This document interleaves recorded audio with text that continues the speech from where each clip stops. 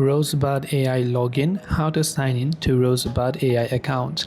In order to sign in to your Rosebud AI account, launch the Rosebud AI application, and this is the interface you will see.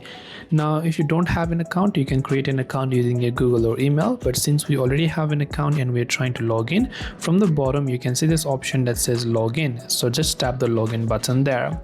Now what you have to do is you can log in using your independent email address and your password and hit the login button. In case you forgot your password, you can tap on the forgot password button that you can see over here.